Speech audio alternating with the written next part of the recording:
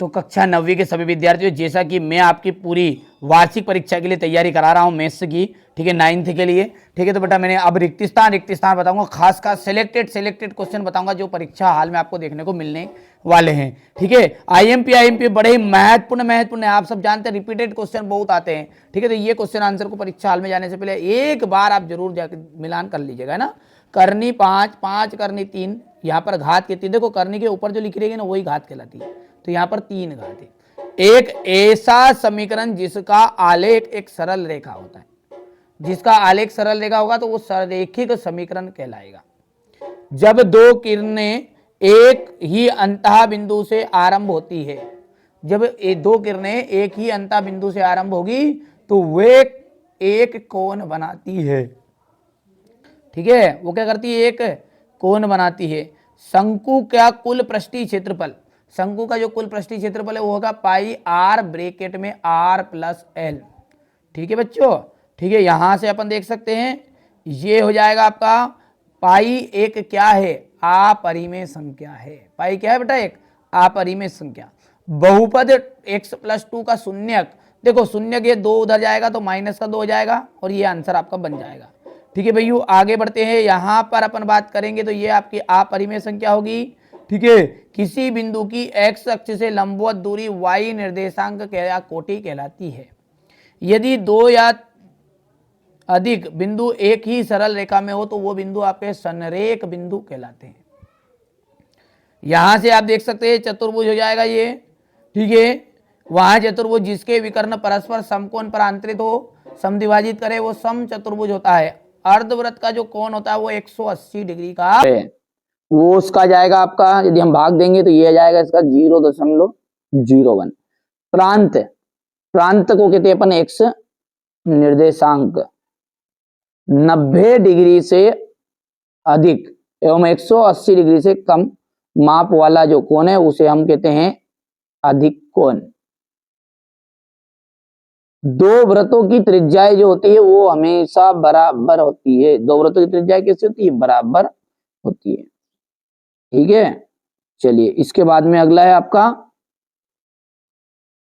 Y अक्ष,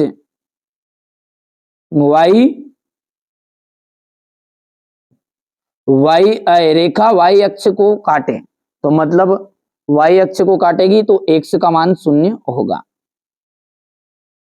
और अंत में आपका ये x² - y², इसे अपन लिख सकते हैं एक बार प्लस में और एक बार माइनस में। आप तो ध्यान से समझिए, मैंने बोला ना जो बच्चा अच्छे से नंबर प्राप्त करना चाहता है ना वो बिल्कुल अच्छे से तैयारी करिए, मैं पूरी मदद आपकी कर रहा हूं, ठीक है। मूल बिंदु के निर्देशांक जो होते हैं ना वो होते हैं 0,0, ठीक है। अब अगला है पूरक कोण क्या होता है।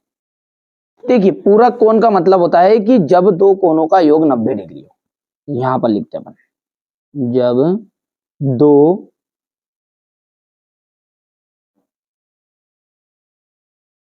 कोणों का योग 90 डिग्री हो वो क्या कहलाते हैं, आपके पूरक कोण कहलाते हैं। यदि वो समपूरक पूछे आपसे तो 180 लिख देना है। जब दो कोणों का योग 180 डिग्री हो तो वो समपूरक कहलाएंगे, है ना। चार रेखाखंडों से निर्मित आकृति को क्या कहते हैं, देखिए 4 रेखाखंड है और 4 रेखाखंड मिलके तो चतुर्भुज ही बनाते हैं।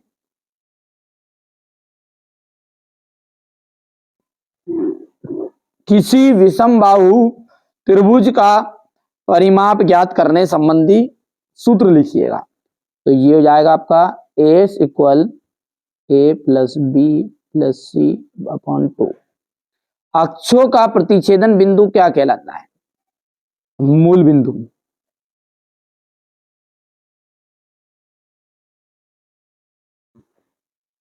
एक ऐसा बहुपद क्या कहलाता है जिसमें केवल एक पद हो, उसे कहते हैं अपन एक पदी बहुपद।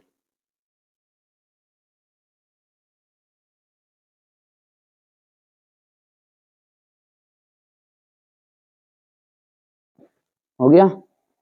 चलिए अगला देखते हैं, एक्स अक्ष का समीकरण x बराबरी पे 0 है, ये आपका सत्य या असत्य है, तो यहां पर ये आपका असत्य रहेगा क्योंकि y का मान यहां पर 0 आता। समपूरक कोणों का योग 90 डिग्री होता है। मैंने अभी बताया था ऊपर कि जब दो कोणों का योग 180 डिग्री हो, ठीक है, तो वो समपूरक कोण कहलाते। तो ये बात भी आपकी क्या हो गई, असत्य हो गई, क्योंकि कितना डिग्री होता है वो, 180 डिग्री होता है। थोड़ा सा आपको डाउट ना रहे इसलिए हम लिख देते हैं। सभी वृत्त सर्वांग सम होते हैं, नहीं, समरूप एक तरह के हो सकते हैं, सर्वांग सम नहीं हो सकते, तो ये आपका असत्य रहेगा, है ना। ये भी है। बिंदु -8,0 एक्स अक्ष पर स्थित है। जब एक्स अक्ष पर स्थित होगा तो y का मान 0 रहेगा, ये भी ध्यान रखिए। तो y का मान पीछे वाला ही रहता है, तो ये बात आपकी हो गई है सत्य। प्रत्येक पूर्ण संख्या एक पूर्णांक होती है, ये बात भी राइट है आपकी। बहुपद 7 एक पदी व्यंजक है, ये भी आपका सत्य रहेगा। चलिए अगला देखते हैं। अब यहां से आपका क्वेश्चन नंबर 6 है। ये सारे सवाल मैं आपको अगले वीडियो